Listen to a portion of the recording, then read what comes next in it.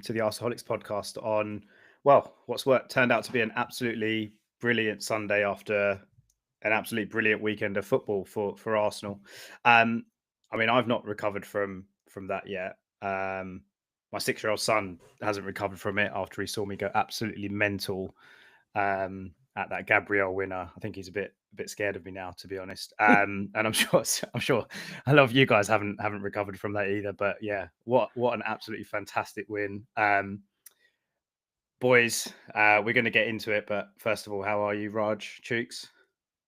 I'm in the same place as you, Matt. I mean, I sent the video, of me and my son celebrating exactly the same. It's unbelievable. It doesn't really get better than this. I mean, Saka said it in his post-match, last minute, late winners. It's the best thing in football. As a player and as a fan, you know what I mean? It's just incredible. Like, yeah, what a day, man. Like, what, like you say, what a way to end the weekend. Just phenomenal. Chooks, Absolutely. did your daughter survive the Chooks celebration? Mate, honestly, the drama, the passion, it was in overdrive at that goal. And my poor little one, actually, she was there, she was awake, and I leapt, and she actually shuddered. She thought that there was, a crime happening. But wow, How just what a old is moment. your little one? She's 2.5. So, Okay. and I've been getting her into football. So she's starting to understand it. She calls it goals and stuff. But yeah, I think that might be one of the first times she's seen me that elated. Unreal. Yeah. It was one of those, wasn't it? It was one of those. I mean, we're obviously going to go through the game and we'll come on to the winner at the end, I guess, and the Gabriel goal. But yeah, like it was just one of those moments that you lose all just all control, really. I definitely did. Like literally to the point that my son was looking at me. Like he's an Arsenal fan as well, but still kind of getting into the watching games and kind of understanding he's 6 years old. So he's kind of just getting into football in the last year or so, like really getting into football. And I kind of expected him to jump up with me, but he was just looking at me he probably doesn't see me like that very often because obviously we're at the home games, right? So we don't really watch the games that often together. And he's only recently started watching them with me. So I think he was a bit taken aback, which is quite funny because I looked over at him and he was just he looked scared. But yeah, I'm sure he'll be fine. But look, let's get into it, boys. Look, we went into this game off the back. I say off the back of, but we've struggled at St James's Park. I think that's a bit of an understatement. We've struggled with the way that Newcastle have approached these games. They've kind of had our number, really. And obviously, there's been a lot of talk in the last week or so after the City game, and just generally this season. A lot of talk in the media around how we've set up, the lineups, and the team selection, and a lot of criticisms come Arteta's way. And it kind of felt like going into this game. Look, obviously, the narrative was, or with what happened yesterday with Liverpool and Crystal Palace, the narrative was, and we were talking about it in our group chat as well. Like Arsenal need to go and show some bollocks, basically, right? Arsenal need to go to St James's Park. They need to just come out with 3 points, and they need to put pressure on Liverpool and cut that gap to 2 points now. Because you don't know how many opportunities you're going to get to do that through the season, right? And we needed to go and, like I say, just go and get the win by hook or by crook. And I think the team line, everyone was waiting to see what the lineup was going to be today because, like I say, there's been a lot of scrutiny on Arteta, especially after that City game and who he selected in that City game. And it was a bit of a mix for me. Like, I mean, obviously, Eze started, which I think we're all delighted to see. Saka started, and I think we expected that because it looks like he's sort of back to full fitness, or at least coming back to full fitness. And otherwise, it was a pretty. Well, actually, I say that obviously we had a change in defence because Saliba was rested. I'm not sure if he was rested. I think he was rested for Mascara because he's still coming back from an injury. But the weird one for me was Trossard again on the left, and I know that in our last chat a week ago, just under a week ago, we were really, really critical of that selection and Trossard in terms of his performance and really questioned kind of what he offers from the start. but he obviously got the nod over Martinelli again today. I guess we're slightly limited in terms of, there's no Madueke to choose from. So, it's basically between Trossard, and obviously Odegaard's just come back as well from his shoulder injury. So it's between Trossard and Martinelli. But I would have really thought that Martinelli was going to get the start today after his recent form and, the goal against City. And we've always said, one of the great things about Martinelli is, he understands Arteta's system, and yeah, he can be a frustrating player to watch, but in terms of just his work rate and how good he is going up and down the pitch, and really helping whoever our left back is, it's a big part of it's a big part of our defensive kind of work. But look, Trossard started. Chooks, I'll come to you first. When you saw the team sheet going into a game that kind of felt like a must-win this early in the season, what were you thinking? Again, I'm happy to put up my hands and say, on this one, I don't get it. I'm not saying that Trossard is a poor player. He's created some magical moments for us. But we've seen it for I don't know how many years now, that he is an impact player. I would have actually loved Trossard coming on in that game. I would have been lifted if we were in the situation that we were in, and then I knew, right, Trossard was coming off the bench to add something, to add a bit of chaos, to maybe do something special. Seeing him start, I was really worried. I just thought, I don't understand why. And especially, as you said, with the form that Martinelli has been showing, how could you not start Martinelli in that game? And so, yeah, there's something that at the moment, maybe there's something in training that Arteta is seeing, that the rest of us aren't, because it is strange how he's stuck with Martinelli for so long in that starting position. And then now, when it feels as if it is the right time to start Martinelli because of the injuries that we've got, he then completely flips it and he's starting Trossard. And he's done it in 2 games where I just don't think Trossard was the right choice, and for to start that position. So at the moment, I'm confused with Trossard in that starting berth. Raj, what are your thoughts?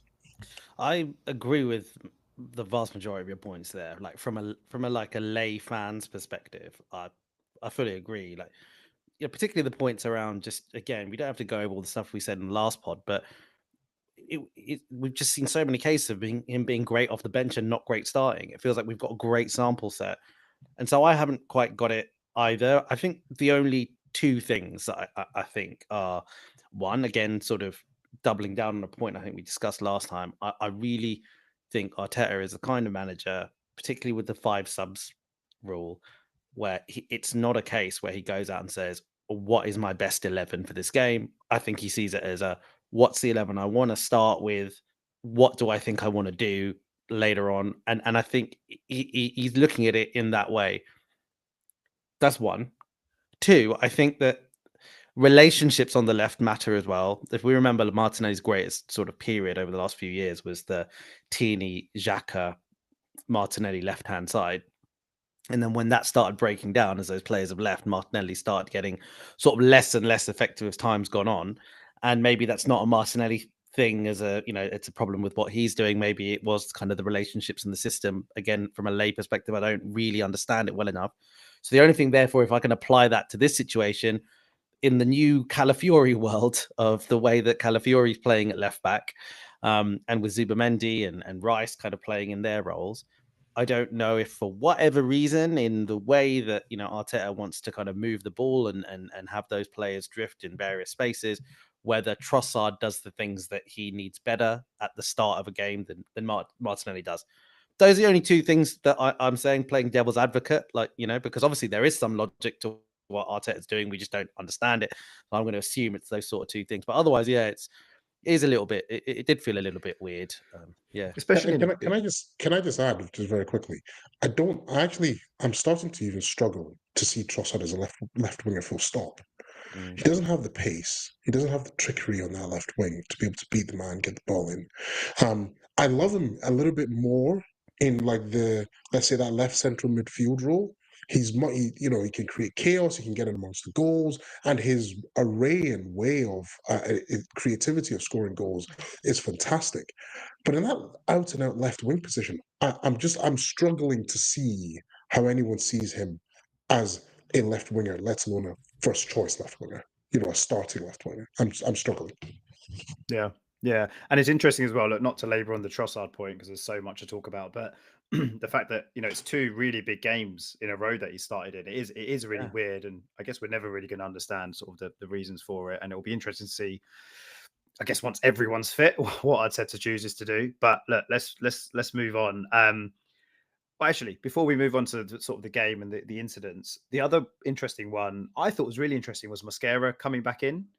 Because it almost looks like now he's brought Saliba back and kind of got him ready for that City game, but he wasn't actually ready, if you know what I mean. And he wasn't ready to start today, but then obviously he came on at half time. Do you think that would, I mean, do you guys just really quickly, do you guys think there was anything tactical in that? Do you think it was purely kind of like a fitness thing and a concern over Saliba's fitness?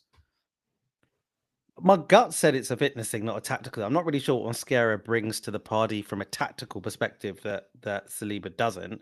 So I can only imagine it's a fitness thing. I can only imagine it's also looking at the games that we've got coming up. And I know that sounds a bit weird, given on paper this is the really tough one. I'm going to go back to a 5 sub point here. I wonder if you couldn't make 5 subs, would Arteta have done this? Whether this was like a luxury move to sort of say, okay, you know what, like Saliba probably does need some more time off. He played him against Port Vale. That was like a interesting, wasn't it? He did play him against Port Vale. Did I get that wrong? I think he did, right? I think he started against Port Vale. Pretty sure he did. But anyway, I think he started against Port Vale. And again, that seemed on the face of it a little bit odd, but my rationale there was perhaps he still needs minutes after coming back from that injury. So then it does feel a bit weird that he just doesn't start this game. So I'm just going to again put that down to 5 subs. Maybe he thought Mosquera could deal with it. Maybe he, if Mosquera didn't make the mistake, and it'd be interesting to get your guys' thoughts on to if he was hooked because of that error, what you think about that.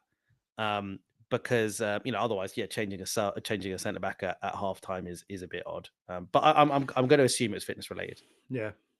Okay. All right. I mean, look. As I said before, right, we've struggled at this ground and with this team and this manager for a few years now.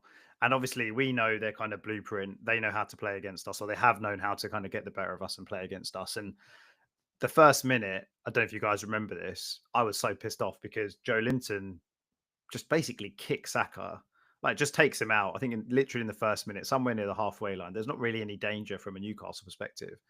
And I just thought, oh man, like here we go. It's going to be one of those days. And the ref he gave a free kick, and I understand why. But I think if that's in the 30th minute or any point later in the game, basically, I think that's probably a yellow card. And I was thinking, shit, like what have we got in store for us today? But look, that's not necessarily how the game panned out.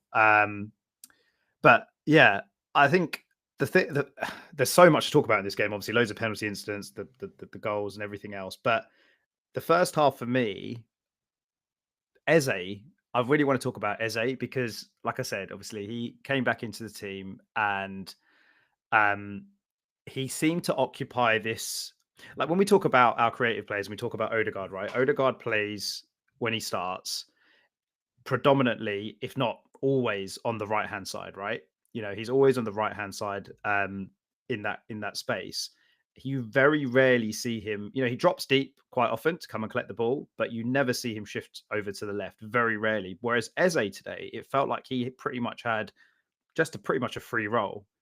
Every time I saw him pick up the ball, he was like in the box, he was on the left, he was on the right, he was just drifting, basically. He was just drifting in that space that you want to see your creative players move into.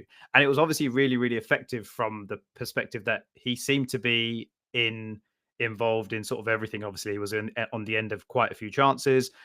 He just looks, we all love Eze because it's Eze and this kind of the whole backstory of him coming back to the club and everything like that. But genuinely, it really feels like he's come in and really quickly made a massive impact, to be honest, to the point that when I think ahead now to sort of the next games we've got coming up, I don't know, I don't feel like he can be dropped. Like, I don't think that you can transition him out. Not transition him out. I don't think you could rotate him, is what I'm trying to say. I don't think that Odegaard comes back in, although Odegaard was fantastic when he came on as well, and we'll come on to him. But yeah, I know Eze missed a few chances today, and that's a little bit frustrating. But the fact that he was in those positions, the fact that he's willing to take a shot, which is something that we often get really frustrated with some of our players. It was really, really positive from me, and he was sort of the kind of highlight of the first half from an Arsenal perspective. Like, what were you, Chooks? What was your thoughts on this? I know you're a big Eze fan as well. We saw what we bought today, mate. As far as I'm concerned, we saw what we bought. He played him in the position. He did what we wanted him to do. He was creative. He was taking shots. He was drifting, as you said, into the left, into the right channels. I thought he was great, right? And it was what I've been wanting to see. And there is a way, because at the end of the day, there was a point where Eze and Odegaard were on.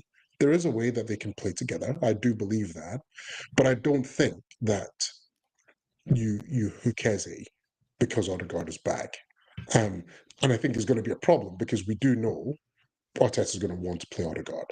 So he needs to figure that out. But I loved what I saw today. I really did. It's tough, isn't it? Because the heat maps again from today actually suggest that Rice and Eze played as these 2 8s and Zubamendi played as 6, and no one was kind of occupying the 10 sort of positions that you normally associate with a 10. And that kind of meant that Eze could do those things that you were talking about, Miles, and kind of drifting into these different areas of the pitch, right? But to Chooks' point is interesting. I mean, because I agree, and I think it's a very important point that you made, Miles, that when Odegaard came on, he made a massive difference. Odegaard made a massive difference to us when he came on.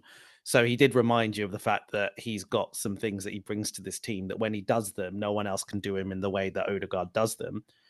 But getting a way of those two, getting a way of playing that maximizes those two, if we can figure that out, it's going to be phenomenal. Because my concern a little bit, Chooks, is, all the things that we're just talking about that Eze did really well. If we play in our normal formation with both of them, then it means that Eze is out basically on the left as a sort of left-sided player, which means that he is kind of impacted a little bit around coming more centrally because, as Mike's pointed out, Odegaard doesn't really go into those left areas, right? So I mean, it'd be great to figure out. I was thinking about this the other day. I was thinking about it. Yesterday when I was looking at the Liverpool game and thinking, I wonder if we could play Palace's formation, because effectively they play a formation of 2 10s, and you've got therefore a formation in theory maximizes an Eze and an Odegaard. I mean, the only issue is they play wing backs; they don't play wide forward. So what's that mean for Saka? It's a tough one. I mean, I'd love it if we could maximize them both. Because the first thing you said that was, I think what we saw today, what we bought. That's Eze in his element. It'd be great if he scored or assisted. It's the only thing that I would say. Some of those shots were really good, but they, just lack that little bit of edge that to nestle them in the corner. But yeah, no, it was really cool. Yeah, I mean, look, I think it was it Eze's ball through to Gyokeres for the penalty incident. Well, I should have been a penalty, but I mean, I'm just like, yeah, I don't know, man. Like, thank God we won the game, basically, is what I'll say. Because if we didn't win today, I mean, I think Aaron put it in the chat. Like, I think he said it must have been after the penalty incident, and then maybe when Newcastle scored. I think he said something along the lines of, God, if we don't win today, I'm not sure. And basically, it's down to that decision. I'm not sure how I'm going to get over it. And that's like, you think about it now and how costly that could have been. But look, I don't know. Any thoughts, guys, on like, how the thought process between VAR and the ref, and how does this work as well? Because I get quite confused with, like, they change the rules every season, and the handball rule is so confusing. And my understanding is, unless it's a clear and obvious error, as in the referee has made a clear and obvious error on the pitch, it shouldn't be overturned. And I'm pretty sure Arteta said something along those lines in his post-match as well, although I haven't seen all of the post-match properly. So, like, any doubts from you guys that it was the correct decision to overturn it, or do you guys think no, it was just 100% should have been a penalty and probably a red card for Nick Pope as well? Christ, I've got a lot of thought. I don't know where to start. I mean, the first thing I'd say is this: the clear and obvious error thing is a problem because there's all this interpretation of what clear and obvious means, which is so annoying. Yeah. Right? They've created a grey area for that in itself. But what they've basically done, as far as I can understand how they're interpreting this, is they're basically saying when something happens, the referee says on the mic why he made that decision. So in this situation, he's basically saying to the VAR room, penalty, Gyokeres is, kind of been fouled by the keeper. Keeper has made no contact with the ball. That's the sort of thing he will say.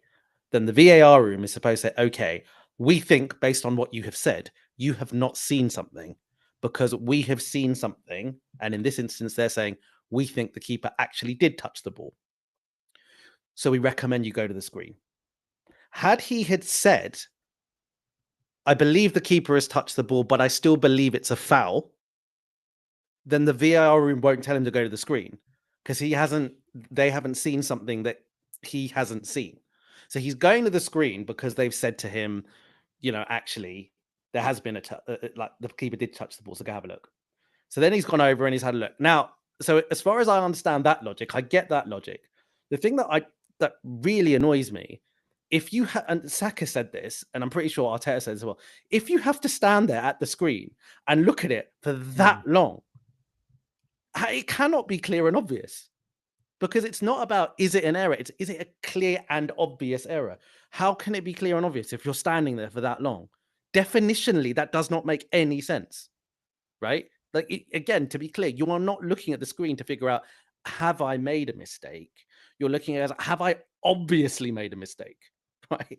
So, that frustrates me. And there's plenty of other things. Like, my Chugs, it'd be good to get you on before I just go on a even bigger monologue. It's a tricky one. So here was my thought process when I watched the whole thing. I thought to myself, one, if that had been the keeper's hands, and I did hear someone say this, if that had been the keeper's hands, would the ref given pen? So if the keeper had fouled him, but instead of touching the ball with his legs, he touched the ball with his hands, and still then cleaned him out, would it have been a foul and would it have been a penalty or not?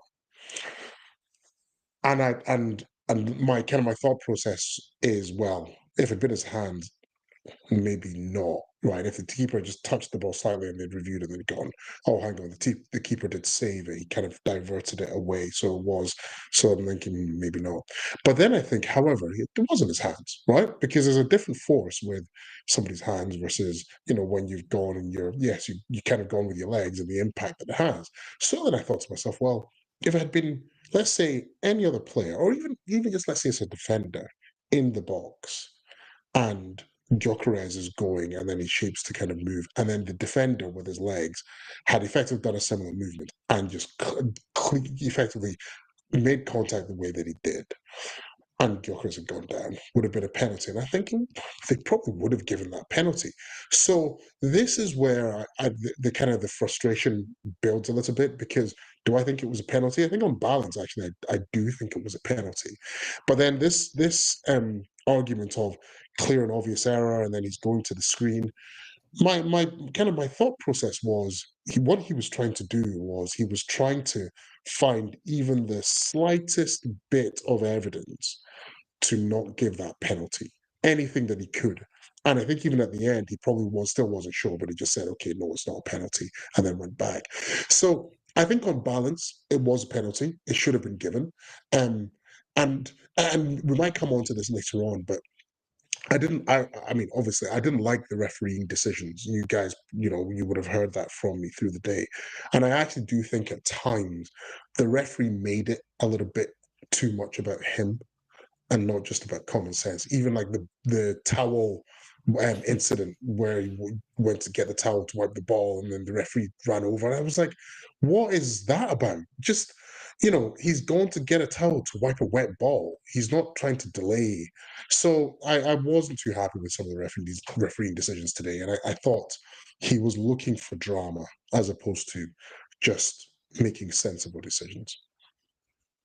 Yeah, we've got a comment there. Go on, Rog. It's a really good point. Yeah, so I thought that as well, but I wasn't sure if I'd kind of seen it properly. But the ball was still available to be played after kind of Gyokeres kind of went down and the referee's blown. I'm pretty sure that's what's happened. So if he hasn't given the penalty, we sort of could have gone on, like, because the ball still sort of rolled that way. And I think it's Saka I can't remember. But mate, the thing is, in a nutshell, right? They're just PGMOL are just failing in their duty to apply the rules of the game consistently across the Premier League.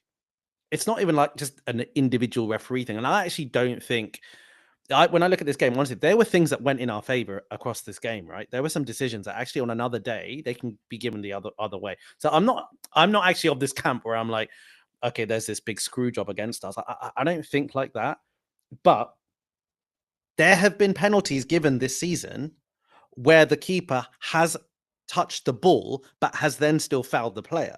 So if this ended up being overturned because of that reason, well, this isn't. What is the rule then? It was Sanchez last week, right?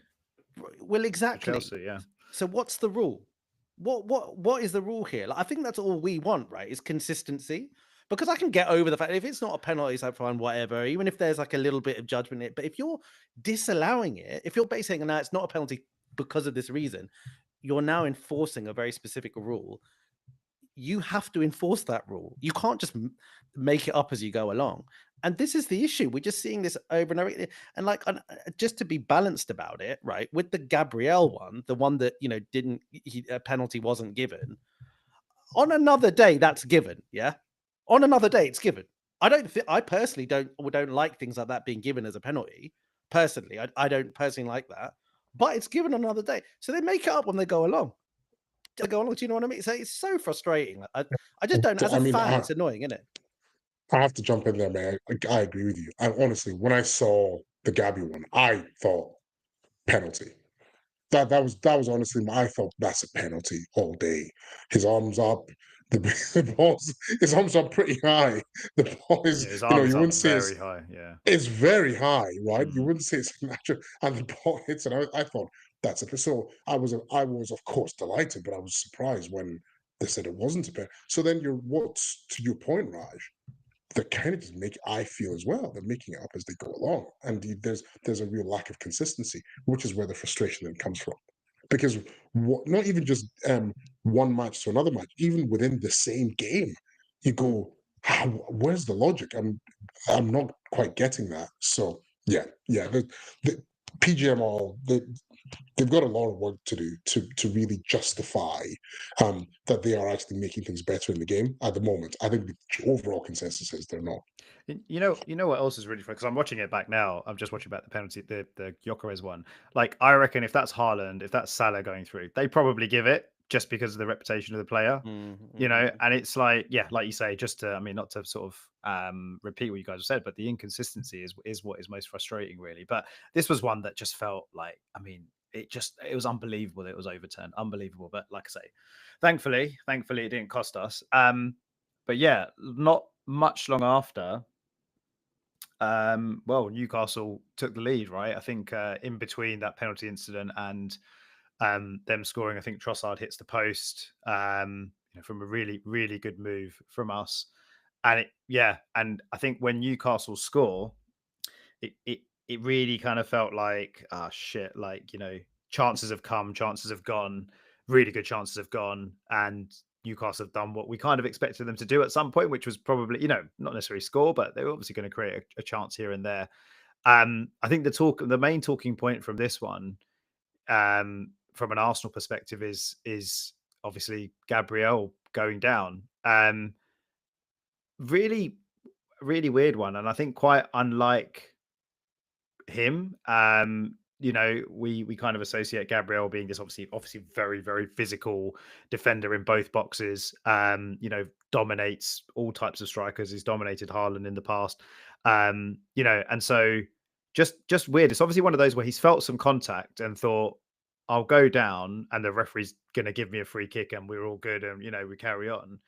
And he's taken a risk. He's obviously taken a huge risk and it's not paid off. And when you watch it back, I mean, it's super, super soft. Like you get that 50 times in a game, don't you, in the box? And obviously really frustrating for us to concede in that way as a result. But yeah, any thoughts, guys, just on the goal, on the Newcastle goal?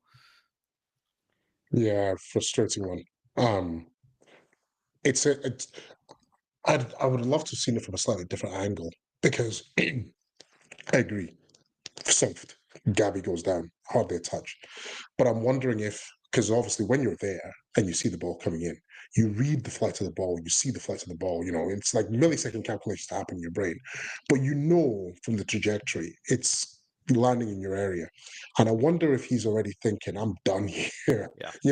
The trajectory of this ball is not like I'm in the wrong position, I'm in the wrong setup. Because like I said, it's just milliseconds.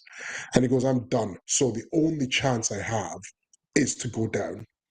Otherwise, this, and I know I've got Walter Mendy behind me, this ball's going in the back of the net.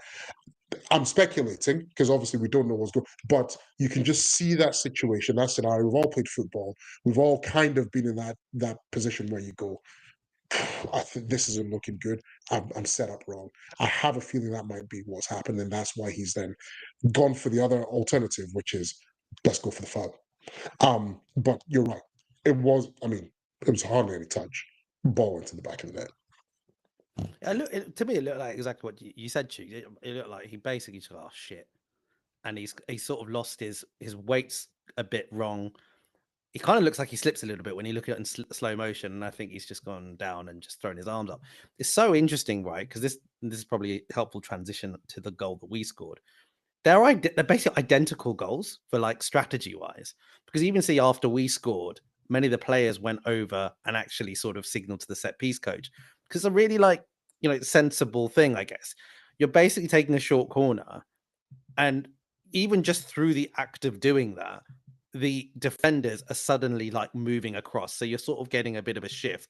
Someone is losing their marker and whatever. And then you've created this slightly different angle to kind of whip the ball around. They're both basically identical. And the same thing has sort of happened because both people who headed the ball and scored have kind of got in between two people who didn't want to be in that position in the first place, sort of thing. They were previously marking other people. So it's really clever from Newcastle, and it was really clever from us. We did exactly the sort of same thing, which is so funny that you'd have kind of, a goal and an equalizer of that sort of same nature. But yeah, didn't think it was a penalty. But I think that at some point, I hope it doesn't cost us. But if you recall, guys, I mean, towards the back end of last season, our defensive record from set pieces was deceptively poor for how phenomenal we are in attack. It's poor. So, I really hope this doesn't continue, because it feels like we're not doing a great job of giving a good account of how aerially dominant we are when we're actually defending set pieces.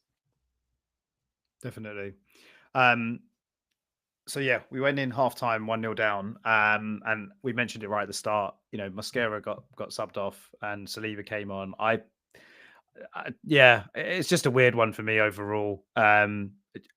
I just feel like if Saliba was fit to play 45, then he's fit to start the game. Obviously, don't know how kind of where he is in terms of his recovery. Obviously, like I said before as well, he started against City, but I think it's really harsh if because Raj, you alluded to that, sort of asking that question: was Mosquera, was he taken off just because of that mistake that he made? And I don't really, I struggle to believe that that's the case. Maybe they just felt like he was just struggling a bit. Obviously, he's still a very, very young player, right? New to the league, new to the club, and maybe they just thought,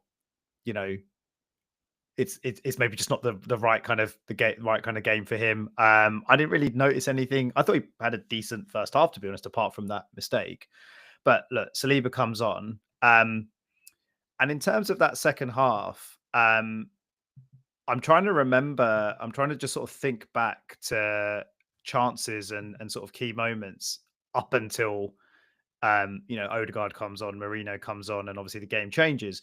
I can remember there was the Timber one, I think Zubimendi sort of chips it through. I don't. Anything else that I'm missing? Any other key moments in that second half before we get to like the last 10, 15 minutes? There was sort of those sort of half. Sorry, go on, choose. What I was going to say is just on the mascara one.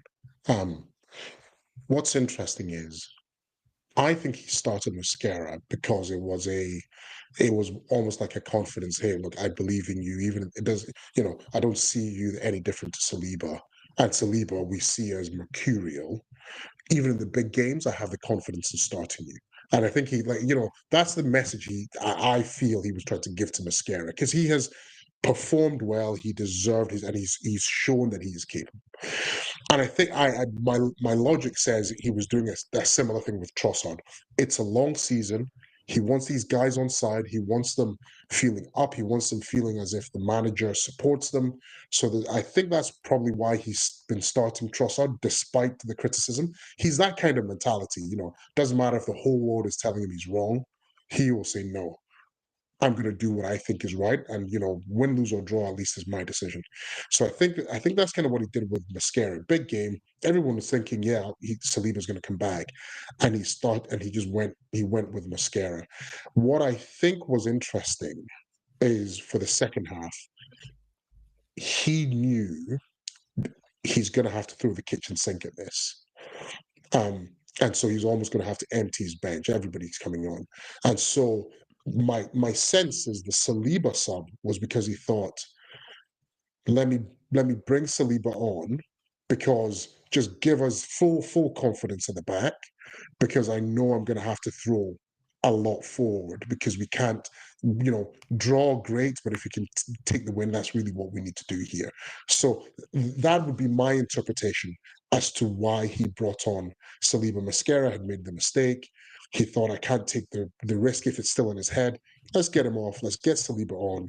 We need to shore up the back because we're going to go forward. We're just going to go for it. So that would be my sense. Really good point, actually. Yeah, didn't think of it like that. It's a really good point, actually. Yeah. So I mean, I don't know. I can't remember what minute Odegaard and Merino came on. But I mean, obviously, Merino scores the equalizer, but it really felt like that made such a difference, because and our group chat was, I mean, I just remember our group chat, Raj, you were throwing out comments like, these guys are frauds in the box. Yeah. And we're all losing our shit, basically, right? Because we're 1-0 down to Newcastle again. And, it was a game that we just absolutely needed to win and needed to just close that gap, as we were saying at the start of the episode.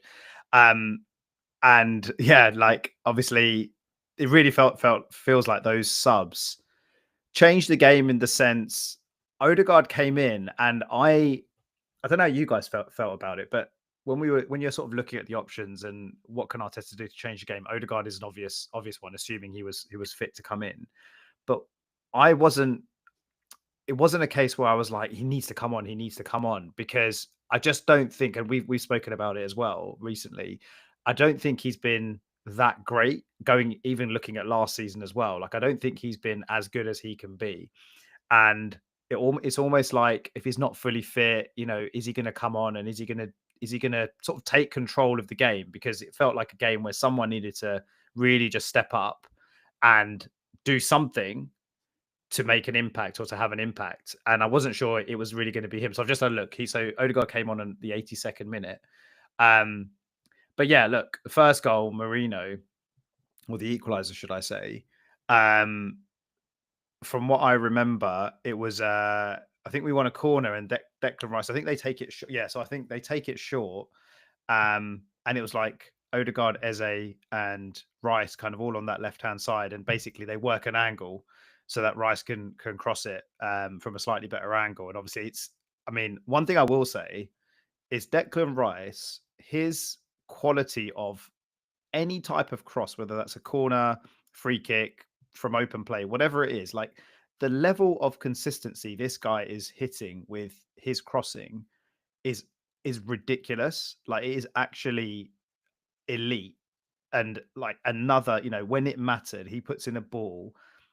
And don't get me wrong, the header for Merino is actually brilliant as well. It's not an easy header. Like, he gets the perfect amount of power on it, right in the corner. It goes. I think he hits the post and goes in. So it's literally perfect placement. Like Nick Pope can't get to it.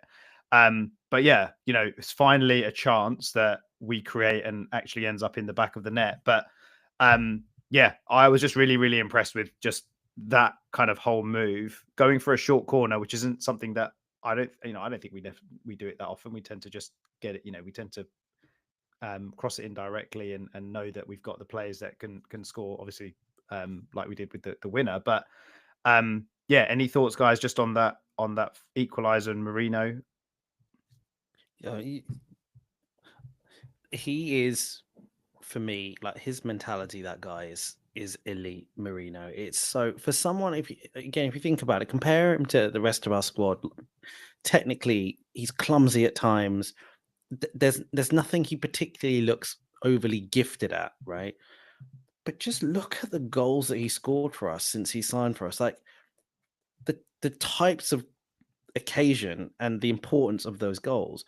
Last season, he scored at home and away against Liverpool. He scored against Chelsea. He scored against Real Madrid. He scored, even against lesser teams. Some of those goals were when we really needed a goal. 2 against Leicester, remember, in the 80 plus odd minutes. He, for a guy who, again, as I said, I don't know what it is about him. I couldn't tell you that one thing on the ball that he does that's particularly elite, but that header was quality. It's so good. It's an amazing cross. You need both those things in that situation, right? But it was just brilliant. I've really got to compliment that guy's mentality. I seriously think his mentality is elite. But your point on Declan Rice is correct, and I was actually getting frustrated in the game earlier at our corners and the fact that I actually thought that they were being taken well. I thought Declan Rice was taking the corners well. I was getting frustrated that we weren't, doing more with it, because I agree. I mean, how can you, it's hard, right? Like, teams really want to have good corner takers, and we've basically got a situation with Declan Rice. We sort of stumbled upon it, if you remember, because when we signed Declan Rice, he didn't start off as our corner taker. It took a little while before he became corner taker, and he took it, and we've never looked back. So he's clearly just got that in his locker, and has established himself now as one of the best kind of dead ball specialists in the world. So yeah, look, it was a brilliant goal, and the subs worked, man. Like, they just worked. And how things change in a year, right? When you think about the sorts of players that we could bring off the bench again, maybe this is an insight into how Arteta's thinking about this team, leaving firepower on the bench, perhaps intentionally. Sometimes we think it's because of fitness. It may be because of fitness, but it may just be because he wants to be able to change things up, etc. So yeah, look, credit to him, man. Like that, just to finish up on that goal, just brilliant routine, execution, brilliant, excellent. It's so interesting, this game, because I certainly thought the way that Newcastle played, it was classic Bolton, Stoke kind of stuff, right?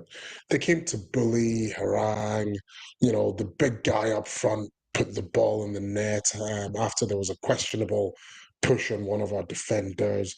They were rough. There were a couple of times that they went in and they just, the contact. I remember, I think it was Timber at one point when Guimaraes got the card, but someone was holding him up, and then another guy just literally clattered into him. I just thought, just real roughhousing.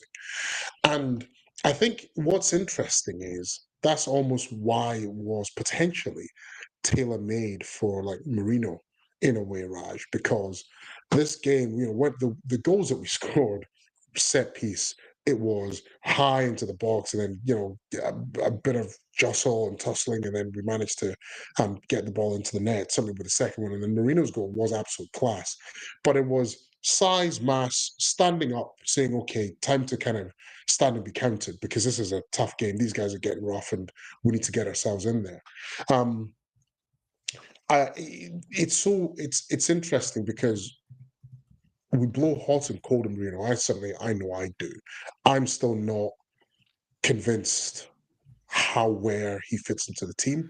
I see him and Zubimendi play for Spain, and they look phenomenal together. But we're just not recreating it. Probably is our formation doesn't help, but it was just not being recreated as part of this Arsenal team. And I would love to see it, but I think there's now so many other complications as we talk about, of other people that can play in that midfield.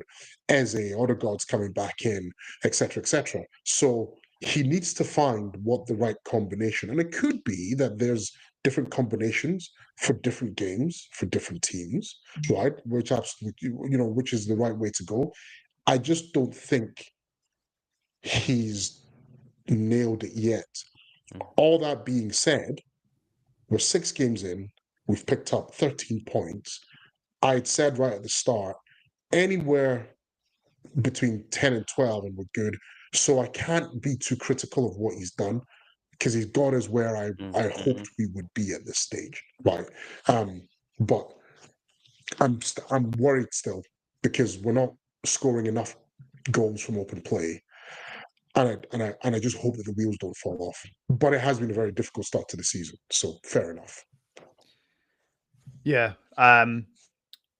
Maybe we can have a chat just at the end then about kind of outlook on the season after these first 6 games, now that we've got through them. But it was, I don't know if you guys heard this as well. As soon as we scored, Merino scored.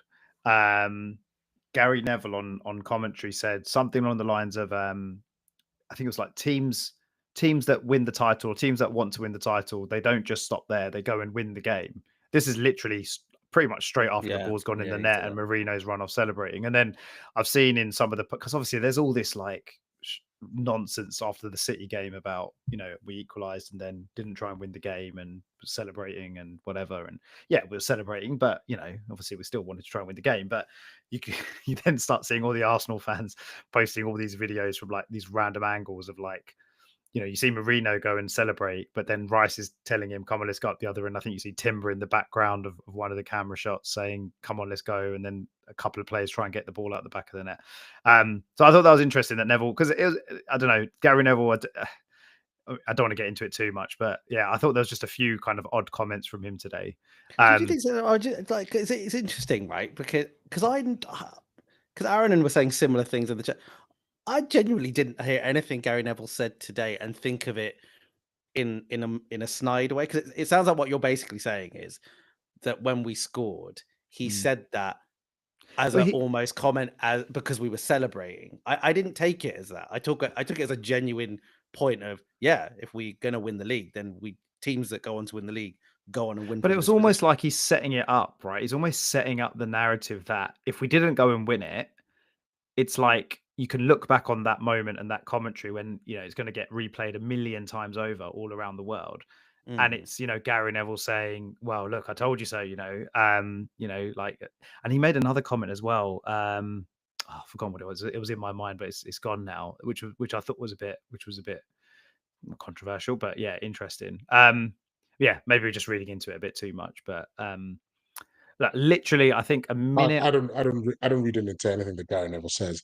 The guy's he's saying stuff for clicks and clickbait and to rile people up, right? And he was just trying that. He said, "You're absolutely right." He said that because in his mind he was thinking, "This has got 1-1 written all over it. So at the end of it, I'm going to be able to, I know exactly what I'm going to say." Yeah, they fought back from the draw, but they weren't able to go and win it. They've only picked up a point. They're still 4 points behind Liverpool, blah, blah, blah, blah, blah. But let's just go to Arseholics. So let's just say it was snide. Let's say you guys are right. Fair enough, whatever. Is it wrong? Like, is it a wrong statement to make? Because I fully agreed with this, even if he was doing it for clicks and because he doesn't like whatever, but as a statement, was it incorrect? Because I firmly agreed with the statement.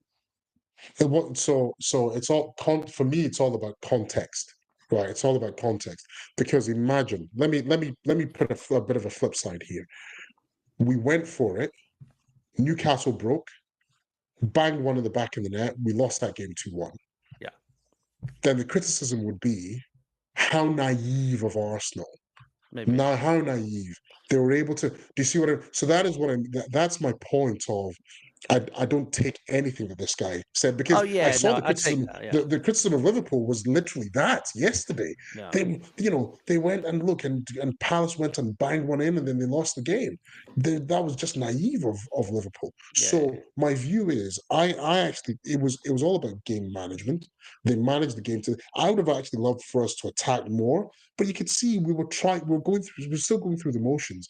Arteta clearly has it set up to play in a certain way, and it's his style, like it or lump it, but it's his style. And what Neville's talking about, I always think is just nonsense. Definitely a lot of clickbaiting in there, and it's a fair point. Sometimes it's hard, you almost you lose sight of that when you're so kind of engrossed in the game. But yeah, no, definitely it's a fair point, Chooks. I think literally a minute or so after we score, Newcastle do go up the other end, and then there's this penalty incident. And look, we touched on it before, and Raj, you said like on another day, yeah, that gets given, and yeah, I think we were all. This is after you're talking about the Gabriel incident. Gabriel penalty, yeah, sorry, yeah, the handball, Gabriel handball. I mean, look, we don't need to talk about it again. There's nothing else to add, really, isn't it? Is there? We've spoken about it. Anything that you guys wanted to add before we move on to the winner? We'll move on. See them given, but I don't like seeing them given. But yeah. And just to clarify, actually, just one thing, because I got loads of messages about this, like as in from Liverpool fans and other fans about like, because yesterday I gave it big time to Liverpool fans, like my mates, big time, and I think that's just because it was, it was just one of those, last minute winner, Eddie Nketiah, Liverpool finally dropping points. There's so many reasons to give it, but that Salah handball, I sent a screenshot of it, whatever you want to call it, and his arms miles up, right? And the response I got was it didn't touch his hand, or it wasn't conclusive that it touched his hand. I was debating with mates. I hadn't even seen the incident, but I was still debating and getting sucked in. And so obviously I kind of got it back today. But I wanted to clarify was the reason that they didn't give it is because Gabriel tackle, like basically goes in to block the ball. It comes off Gabriel's leg first and then bounces up. So they're saying it's a deflection essentially. So it doesn't. I still don't understand the rules, to be honest. That's it. I think, but we're getting back to this rule issue because I agree with. I think my understanding is if it comes off you and then it hits your hand, it can't be a handball. From the very simple logic of like, okay, if you're trying to clear the ball and you clear it and it smashes your hand, like, you're not going to give a penalty for that. And I think so. The logic is it comes off you and then it can't be a handball. But we've seen stuff like that. I can't recall an incident, but I feel like, it could very easily be. I think, again, that's one of those that if they give it on the pitch, do they overturn it? But, that being said, they gave one on the pitch with the Gyokeres thing and they overturned it for like margin. So I don't know, mate. Like, and in the Salah one, like in fairness, I think there's all this other stuff around. Okay, did he put his arm up like that because he's pushed? And because he's pushed, if it touched his hand, but. Mate, the rules, I don't fucking know, man. Like, it's what just winds me up. I genuinely am living every game independently. Yeah. It's the only way to do it, really. Yeah. All right, cool. We're all as baffled as each other. We'll just move on, I guess. The last, because they added on 8 minutes, I think it was. And it was interesting because obviously Odegaard's on the pitch at this point, and you see Odegaard being Odegaard, where there's no kind of rushing. He's not going to be the guy that's going to pick it up and start chucking it into the box, like hoping that someone gets a header in. Like, he's very much just playing his usual game like he would in any other game, like whether it's a home game against, anyone really, even if it's a lesser team. And he's just picking up the ball. He's looking left and looking right. He's, you can see the ball moving, going from left and right. And I was watching, like, from the 90th minute, I was watching it and I was just like, there's no urgency here. Like, there was, in the sense we had all of the possession and we're obviously trying to score, but it didn't really feel like we were going sort of like hell for leather, if you know what I mean. But obviously it's not our style, right? It's not our style to necessarily just chuck the ball into the box and hope for the best. And so I was like, I don't know. It just felt like we needed to really kind of go for it even though I don't really know what that would mean for an Arsenal team in terms of the way we play. But ultimately, look, we got a corner on the other side this time, and yeah, I mean, look, Odegaard, fantastic crossing, just as good, I would say, just as good as Rice's deliveries have been for us in the last season or two. Absolutely fantastic delivery, and look, that guy Gabriel, I don't know how many goals this guy scored for us now. Obviously he scored a lot, and he scored a lot from corners, but to do it when it really mattered, especially what after happened with their goal, with Voltemada's goal, and he obviously must on reflection realize, like, yeah, I've fucked up a bit here. I probably should have, I shouldn't have just gone down, hoping for the best and trying to get a free kick off the ref. So for him to have the balls, and we were talking about, having the bollocks to basically, someone needs to step up and do something. Yeah, just unreal, man. Like unreal, like to score a winner that late on.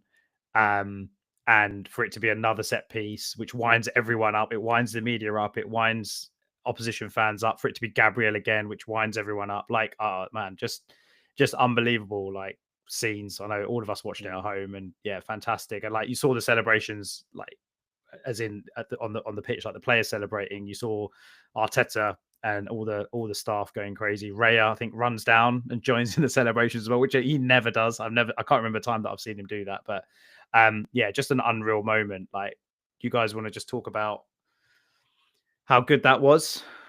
Yeah, Gabriel, I mean, I feel I say that for all of our players, I think to be considered one of the best players in their position in the Premier League era or whatever, I think they need to win a major trophy, at least one, before you can be in that conversation. Yeah.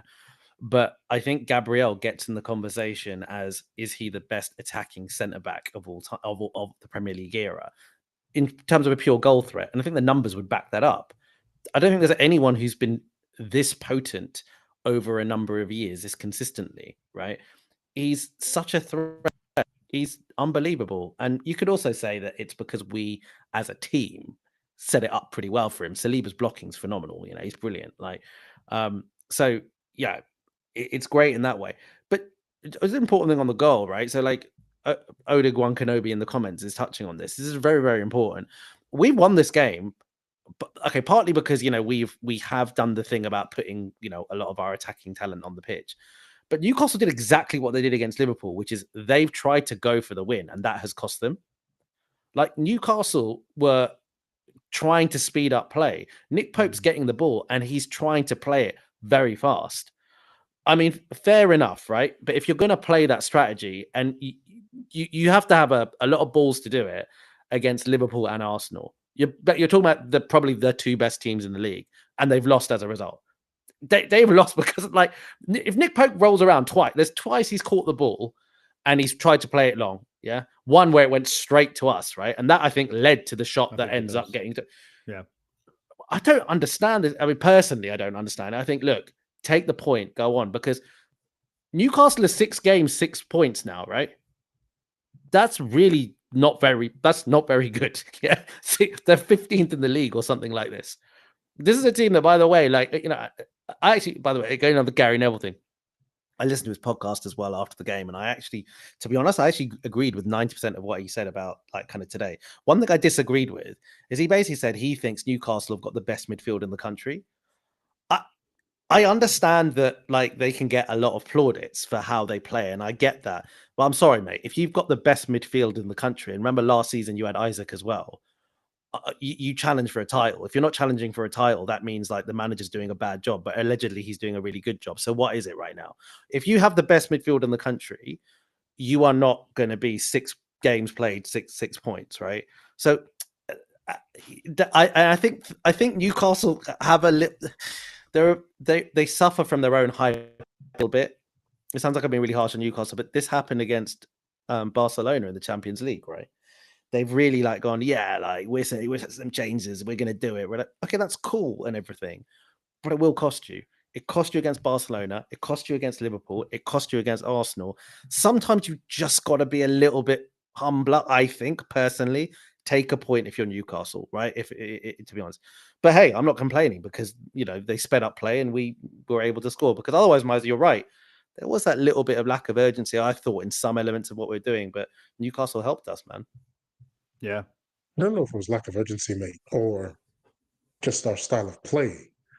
Because I didn't Yeah. see I just didn't see anything. That's the point I made around.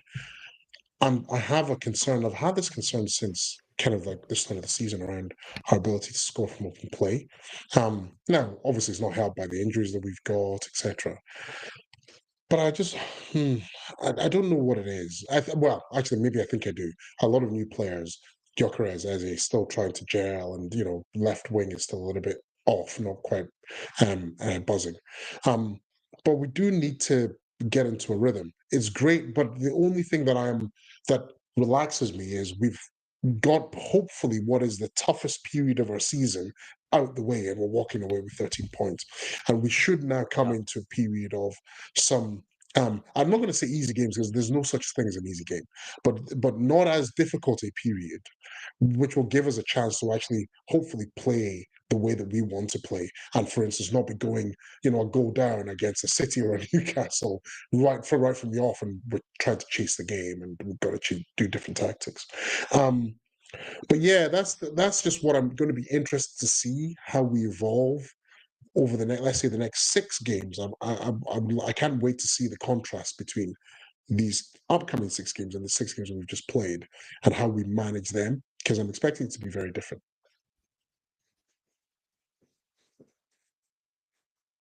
You're on mute, Mike. You know what? That's my fault. I've got a mute button on my mic, mute button on the laptop, and I'm trying to alternate between the two for some reason. Yeah, sorry. I was just going to say that it feels like I just really want to just like, you just want to enjoy like today, that winner today, and then the sort of the last few minutes after such like that kind of game where it's like we really deserve to win today. Felt like we really deserved to win. We went there and we put in a performance like and 20 shots, 20 shots on goal. Was it 20 shots? Yeah, 20 shots on goal. Some really good chances. XG of 2.05. That's the same James apart, mate. You're not going to get more than that. Yeah, absolutely. So to come away with the 3 points, 2 points now behind Liverpool, and we can talk about Liverpool. There's one just before we get into kind of like the title race and where this leaves us, and the the run of games as you were just talking about that we've got coming up, Chooks. But the other player I wanted to talk about, you could probably talk about quite a few different performances today. The other one I wanted to just get into was Gyokeres, and just get your thoughts on Gyokeres as well, guys, because me personally, I thought he had a really good game. And when I say I thought he had a really good game, like obviously, look, no goals, no assists, and you could point to that and be like, well, look, it's his job to score goals in this team. And I think that's going to come. Like for me, I feel like he's doing all of the right things, and he's just not getting that sort of either that little rub of the green, that little bit of luck, or the touch is sort of eluding him a bit. But when you just look at, and I'm sure there's stats to back it up, and I've not seen them, I can't quote them, but when you just look at some of the stuff that we've spoken about before, just the kind of the pressing was really good today. Him and Eze in that first half, I was watching him and he was non-stop pressing, and it was I was impressed with it. The constant just attempting a run, like the kind of old school strikers used to do, where it's just they'd always try, like Ian Wright used to do it all the time, like he'd always make the run, and I think he says it in his book or in one of the an interview he's done ages ago, was along the lines of, look, I'm probably only going to get, like, the pass is only going to make it to me once out of like 20 runs that I attempt to make in behind, and it's that one that I've got to make count. And just the physical, like he did a couple of things today. We know that he's a very physical kind of forward, and it seems like he really relishes that physical challenge up against centre backs. And the Newcastle centre backs, you think about, well, Dan Burn, not a centre back for them at the moment, but Dan Burn and Botman and I don't know how you say Theo, however you say his name, the other centre back, and Lascelles coming on. Like there was some serious kind of like battles, and he seemed to stand up to that challenge. And the bit that, and I'm sure you guys noticed this as well, that the kind of side of his game that I really enjoyed today was that he seemed to really, he obviously dropped deep a number of times and was really involved in a lot of the kind of build-up play, and Aaron, and again, Aaron said it in the group chat, his hold-up play was really, really good today. And I think even for I think it was the Trossard chance, he comes really deep, and he's kind of like the link man, where I think he holds it up and lays it off, and then it opens up to go from sort of right to left, and that chance gets created for Trossard on the left hand side. Like, I was just really, really impressed, and like, you know, it kind of feels like, you know, new striker, new league again. You know, like you were saying, Chooks, you know, lots of new things basically in our team, and you know, he's off the mark with goals this season, and I think we've got this run of games now where, you know, Havertz is still out. I assume he's going to start all of these games over the next couple of months. Really good chance for him to now start, you know, getting a bit more comfortable in front of goal, and hopefully the chances come, because it doesn't really feel like he's had the chances, like the actual chances in front of goal, too much. Had a couple of openings today, but was there anything that you guys noticed about Gyokeres' performance, or do you guys completely disagree with me and thought that he was poor? No, I agree with you. I think that it is hard to tell how much of it is us not doing enough for him versus him not doing enough. At this point, it just, because, you know, I will play devil's advocate, and I say, if you're a centre forward, and if you want to be told that you had a very good game, then I think you have to probably score or make an assist, to be honest. Like, if we look at it that simplistically, I don't think that means he had a bad game. I agree with actually generally all the other stuff that you said.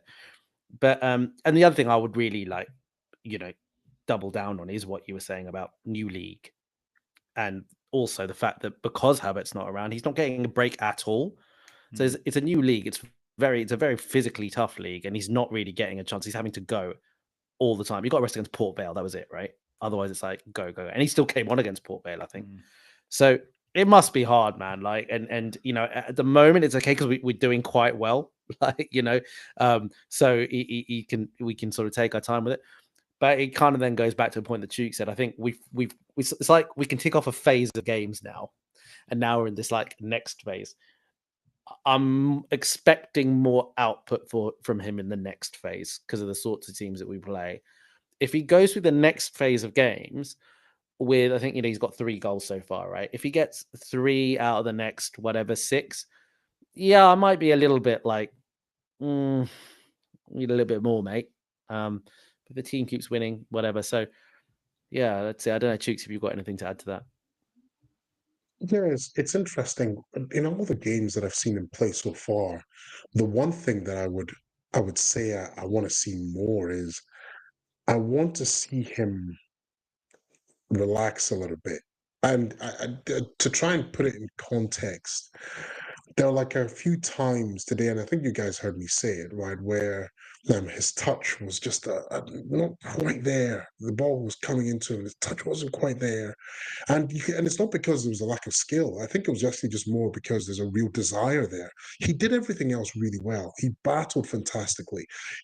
There were duels that he won that were brilliant. He made the runs that were brilliant as well. So you can see the really good striker that everyone knows that he is. I think there were just some moments, there was actually moments in the box where the ball was just coming in, and it was just a little bit of composure, I think would have served him really well. Just maybe just calming down, relaxing, that somebody who, let's say, who would have been in the Premier League as a striker for a couple of seasons that you would expect to see. They just know so it's like, relax, okay, take the ball, it's fine, the goals are going to come. Whereas I felt as if he was just maybe a little bit too eager, and it just wasn't quite landing for him. So that's the one thing I'm looking forward to seeing, is a settled, maybe that's the right term, right?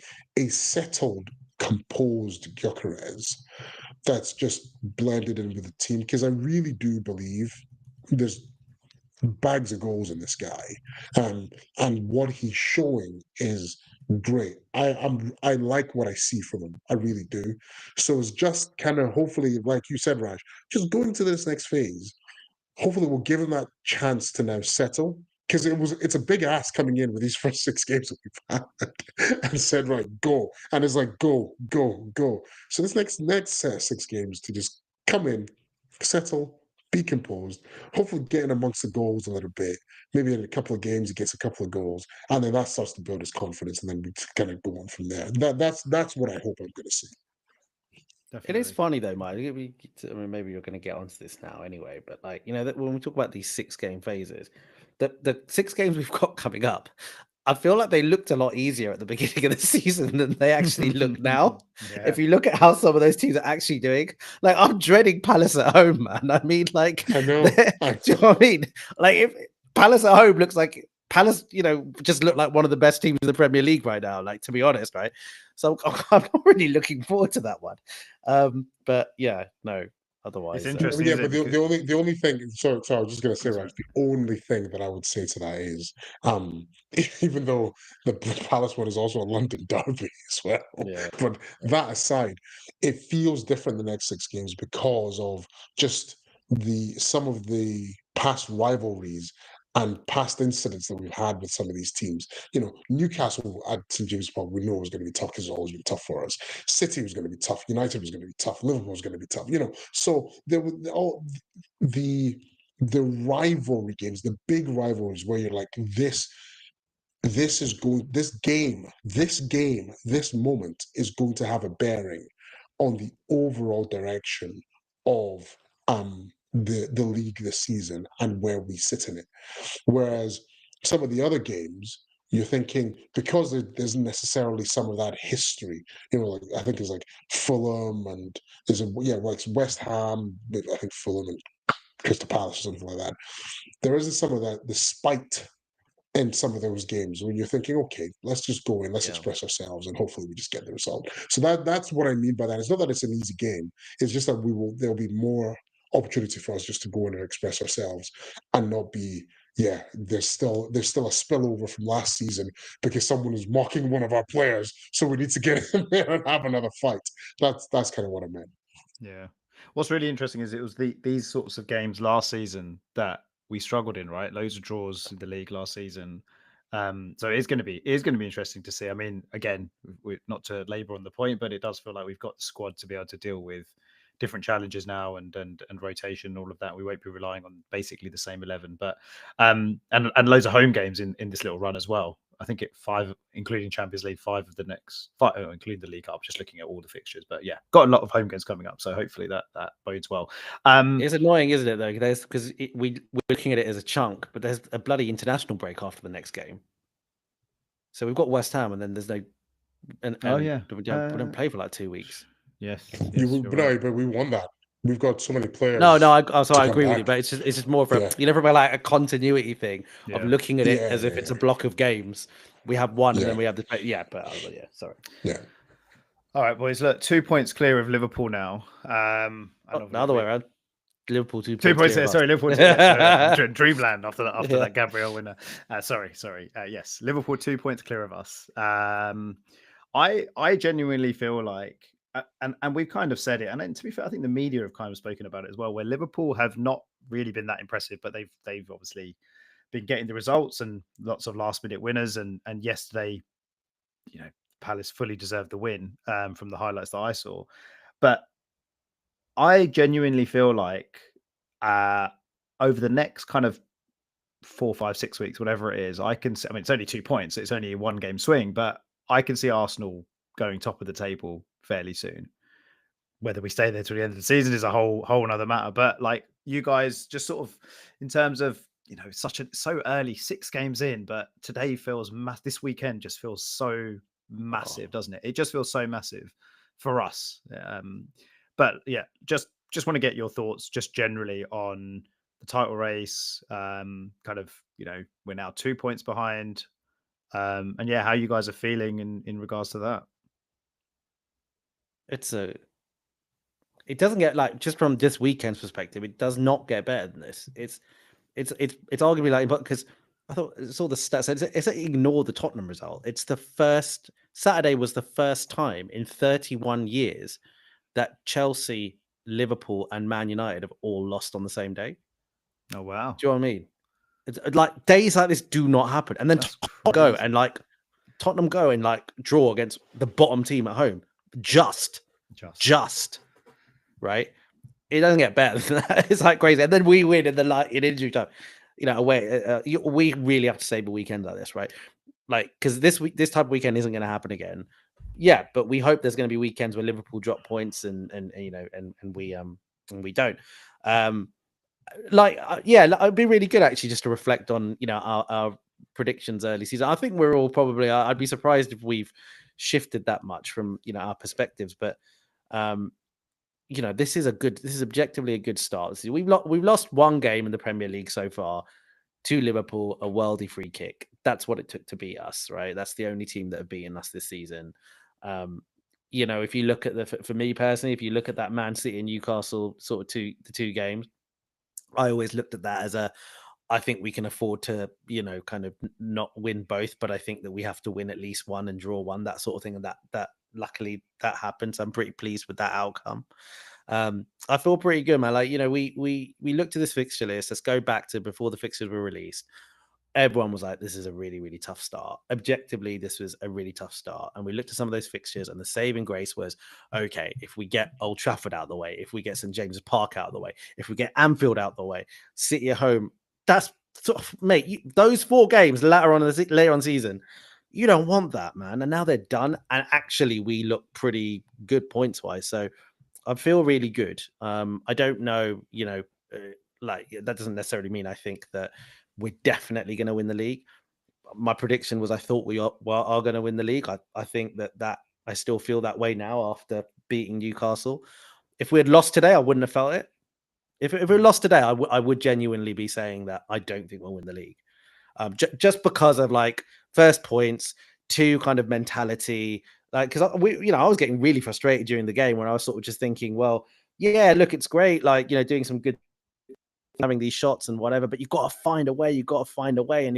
And Gary Neville said this on the commentary. I know it's probably like a soundbite, but I agreed with it when he said, I think it was around 80 minutes. It was before we had got one back. And he was basically just like, I think Arsenal really need to win a game from this situation. It feels like this team kind of really need one of these types of wins, like a really tough ground to go to. You're a goal down, there's some adversity, and you come back and win.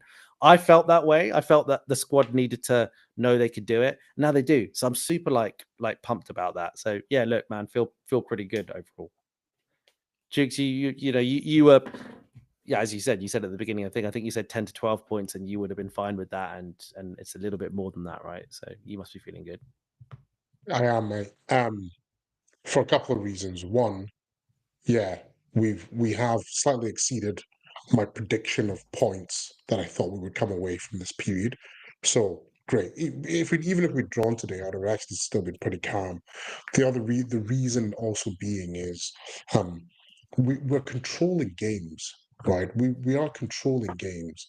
So fine, we're not scoring from open play, like I said, which is what's concerning me as much as I would like us to do.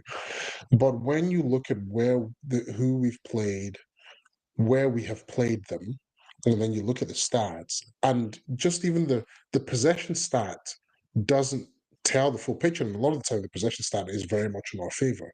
But then as well, on the pitch, we are composed, we're controlling good chunks and periods of the game. It's just in the final third where we need to kind of get that sharpness. But we've done it in this most difficult sequence of games, this first 6. That is why I'm optimistic. That's why I felt optimistic coming through these games, thinking, yeah, it's just that scoring from open play. God damn it. So with that, 10 points I'd have been all right with, because going into the next series, I'm thinking if we can just recreate that in these next sequence of games and get the goals, I think we're going to be in a really good place coming out with a lot of points. And if we continue the entire season this way, I see us winning this league. I was optimistic at the start. Even if we had just finished with only 10 points from the 6, I would have still been very optimistic, and I'm even more optimistic now. I think we've got championship pace. A few things fall our way. A few injuries, few guys come back from injury. I honestly think we are going to win this league.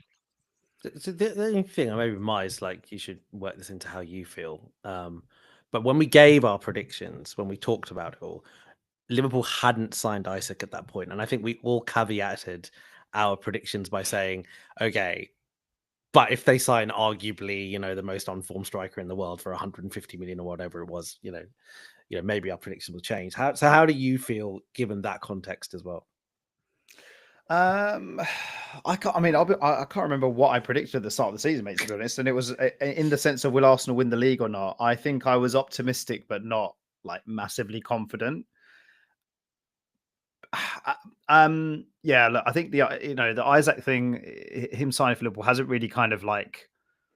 Maybe it hasn't hit home yet in some ways because he's obviously not really made an. It's still early for him, obviously, but he's not really made an impact yet. Or I think we're waiting to see him absolutely tear up the Premier League and probably score a shitload of goals. But I think Liverpool, they're even with Isaac there, they've obviously got kind of other issues. And like, I didn't watch the game yesterday, and I can't say that I've watched loads of their matches this season, but Wirtz is the obvious kind of standout one. Like, it hasn't really worked yet, and you kind of compare that to say some of our big signings, and you look at Eze and you look at Zubimendi, for example, and you look at Madueke, and they've acclimatized, if that's the right word, very, very quickly. So maybe Wirtz is going to take a bit longer, or maybe he's going to struggle this season. We don't know. And if he struggles, but they continue to play him, that could be a big factor.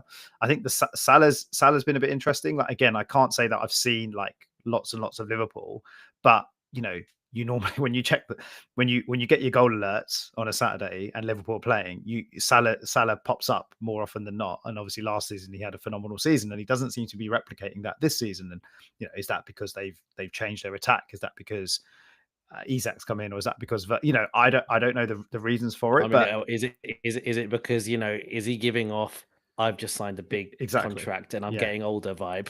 Yeah, exactly that. And I think you look at Konate's performance yesterday, and he looked pretty shaky.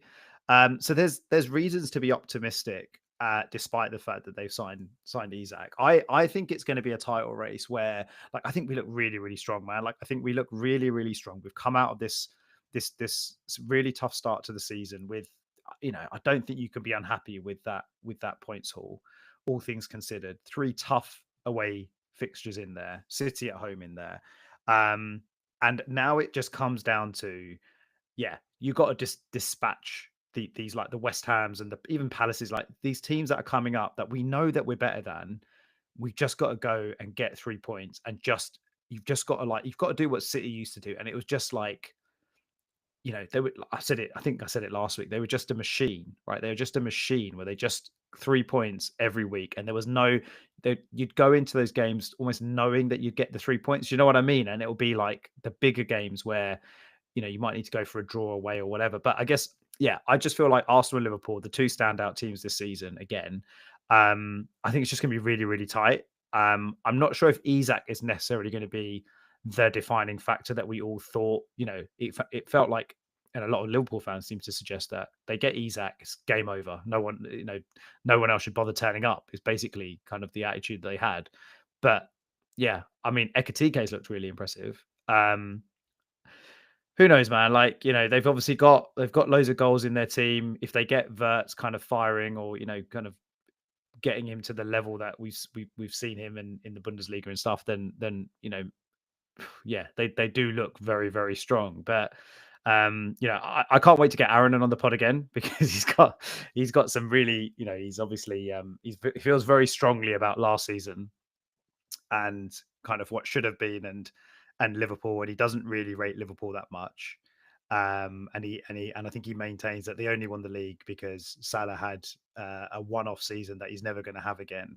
So it's going to be really interesting to talk to Aaron about all this stuff on the pod. But I don't know, man. I think Arsenal will be there. I think Liverpool will be there, and it could just be a very, very tight title race and a couple of points. Sorry, go ahead, Karen. I was just going to say, last season we should have been there as well, right? Last season we would have been there. I think if we were a bit, not making excuses, but if we were a bit luckier with injuries, and you can't use that excuse, definitely can't use it this season. But I think we would have been there last season. Like, if it wasn't for just the fact that we really struggled with like key players being out, and Liverpool didn't have to do that much to win the league, if you know what I mean. So I think this season, I think, 2 very, very good teams. I think the Champions League comes into it as well. Like we both teams want to progress in that, and it could even be a case of, let's say, I don't know, let's just say Liverpool. I mean, look, dreamland scenario, but let's say we're 4 or 5 points clear of Liverpool going into like March and April. did Liverpool then focus on the Champions League, maybe, given they won the league last season? I don't know. Maybe it's all ifs, buts, and maybes. But sorry, yeah, you were going to say. It's a bit of a tangent, but what I was going to say is, if you assume for a second that Crystal Palace away is arguably like one of the hardest games that you could play this season, we're probably really lucky. I mean, there's a way in which it could be really unlucky, but we're probably really lucky. It's our last game of the season. Our last game of the season is away at Selhurst Park. Nice. Yeah, this is the thing. So I'd say about a 75-80% chance that we're really lucky that that's happened, right? Because obviously the unlucky situation is if we have to win our last game season and Palace have something to play for, that's going to be so annoying having to go there on the final day. But you kind of hope that both those things, even if we do have to win at the last day of the season, maybe Palace won't have anything to play for, whatever. Because otherwise, overall, I feel overall quite fortunate about not having to go to Selhurst Park during like any other part of the season. Yeah. But yeah, it's a long time before that. Long time to go. Look, we've almost hit an hour and a half, so we should wrap up. But just really quickly, look, this week, games come thick and fast. Another 2 games this week: Olympiakos in the Champions League, and then West Ham back at the Emirates on Saturday. We'll just do predictions for both. Maybe we won't go into too much like analysis on both games. I'm not going to give you any analysis on Olympiakos because I don't have a clue about them. Not like I watch them every week. I'll just give mine really quickly then. I think we'll win both games. I think Olympiakos will be a pretty straightforward 3-0 win. West Ham, yeah, very interesting given the manager change, and really annoying that that's happened this week rather than a couple of weeks' time. But I think we should be. They look really bad. Like they just look really, really bad. And yeah, I think we'll beat West Ham as well. I certainly hope so because I'm taking the family to that game. So yes, I really hope that we get a win for that reason as well. But I'm going to go with a 2-0 Arsenal win on Saturday against West Ham. Chooks? 2-0 both, mate. 2-0 both. I think we will control it, both games. We will struggle a little bit to, again, potentially score from open play, but I'm hoping that both games will enable us to score from open play. But my view is 2-0 both games. 3-0 both games. Love it. Yeah. I think West Ham we might be a little bit fortunate in that because it sounds like even though they were doing crap, it sounds like the players actually quite like Potter, and it sounds like the players were really pissed that he got sacked the morning of the game. Like, because I think they were just like, I think that the players have sort of almost lost faith with the sort of chairman and all the rest of it.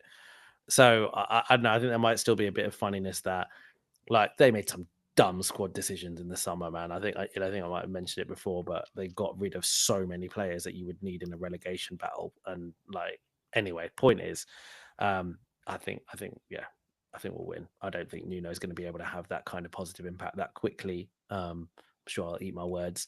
Olympiakos will have way too much. The good thing is right now, even with rotation, you've got players who are desperate to make a mark. Like, because I think one of the good things that Arteta has done with this, even this kind of Trossard thing that he's doing, is he's clearly making everyone feel like, listen, like I don't have like my best 11. You've all got shots here, so don't worry. Because like you don't want if you have an era where you've got an obvious first 11 and a second 11, when you play some of those second string players, they're kind of like they don't give 1,000,000%, do they? I remember like Raheem Sterling last season. He's just like, I know, I'm just here, like just warming. Saka's kind of time. Do you know what I mean? Like, so, but no, I think we'll go Olympiakos because, you play someone like Miles Lewis-Skelly, he'll be desperate to kind of, get back into the fold, start Martinelli, whatever, Norgard, you name it. I'd really love to see Hincapié, if he's fit, get some minutes. Ben White. Yeah, let's see. All right. Wins all around then, hopefully. Brilliant, boys. Fantastic chat. I'm looking forward to waking up tomorrow morning, getting that, that feeling, that Monday morning feeling when you wake up and the first thing you think of is, we won this weekend. We won yesterday, and what a way to win. No, brilliant. It was great to chat about all of that with you guys. Thanks everyone for tuning in as always. And have a great week. Come on the Arsenal. Thanks, everyone. See you later. Thanks, boys. Come on, you Gooners. Speak